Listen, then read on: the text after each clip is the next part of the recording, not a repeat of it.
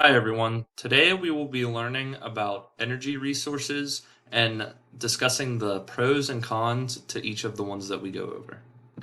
Our objectives for today are to identify the pros and cons about different types of renewable energy resources, like previously stated, and to also find similarities throughout renewable resources. Take a moment to pause the video and go to the attached worksheet to this video. And on the left-hand side, think about some renewable resources that you are already familiar with, and as well as some non-renewable resources on the right side.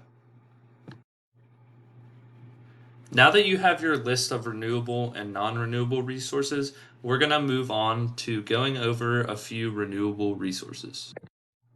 So this type of renewable resource and energy uses the sun on these solar panels, as you can see in front of you, to create energy. So take a second to think about what type of energy this is. And hopefully you got it. Solar energy. So for the next one, you can see these turbines in front of us. Think about what they're used for, how they work, what type of energy would it be? Hopefully you got it. Wind energy.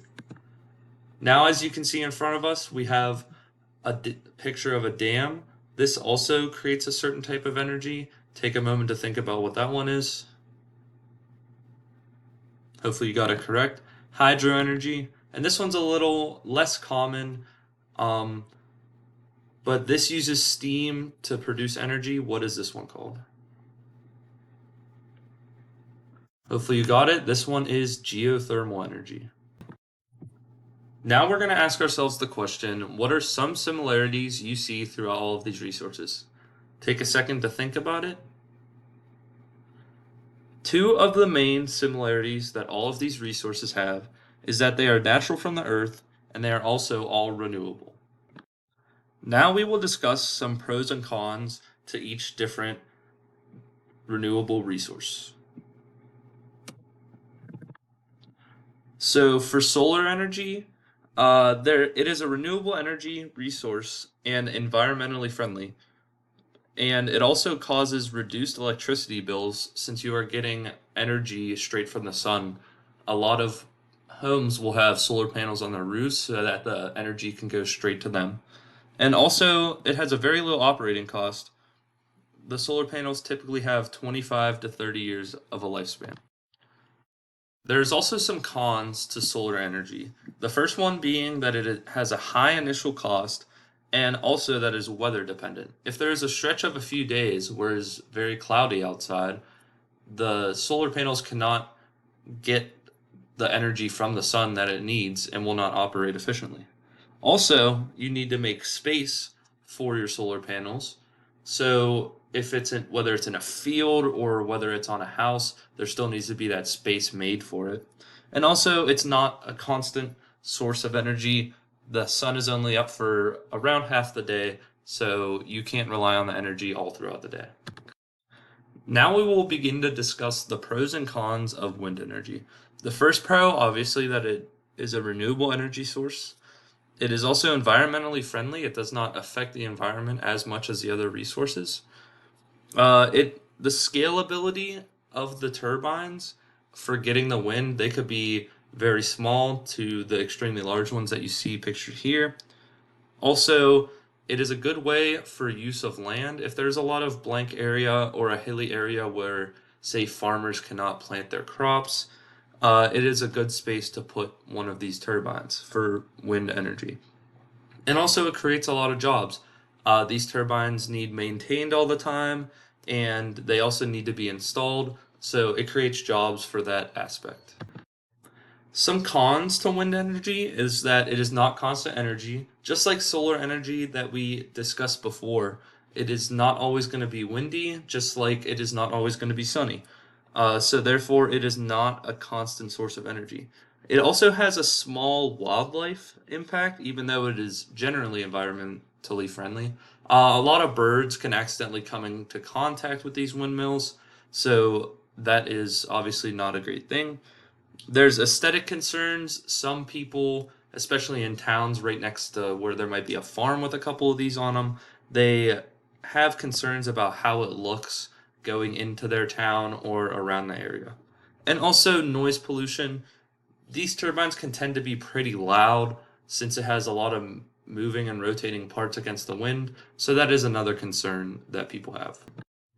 Moving on to the pros and cons of hydro energy. To start with the pros, first, it is a renewable energy resource, just like the other ones. It has a low greenhouse gas emission. Since there's no fumes going into the air or anything like that, it is very greenhouse efficient. It is very reliable for its energy production because once you put the dam there, the water is always going to flow through it. And it also helps with flood control and irrigation and water supply. So you can use hydro energy with the dams and such to control floods and either lift up those gates that you see pictured or close them depending on the water levels on both sides, as well as creating another route for the water if the water needs to move a different way around something or if there's an object in the way. Last but not least, we have geothermal energy. So a pro for geothermal energy is that it is sustainable and reliable since there can be constant steam and return water happening at all times.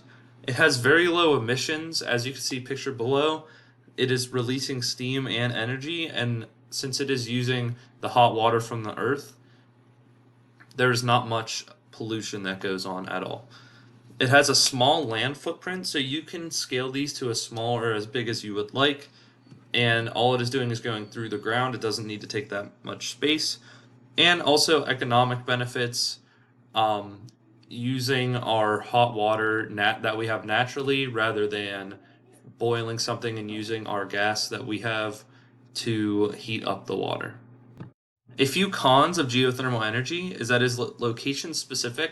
So in order to use geothermal energy, you need to place it in a spot where there's hot water, rock, and magma all below it so that the water is hot enough for you to use. Also, there's a high initial cost. It costs a lot to manufacture these and to place them where they need to be. There's resource limitation. Once you get to the certain hot water spells, it could only have a limited amount under there before you get all of it and use all of it. And finally, it can sometimes cause uncontrolled earthquakes with moving the water from below the Earth's crust to above. There has been instances of earthquakes. So what can we notice from all this and take away? All resources are renewable, of course. They last for extended periods of time. There is civilian benefits, and majority have positive impacts on the environment. In conclusion, renewable energy resources do not have a large negative impact towards the environment and are an efficient way of getting energy.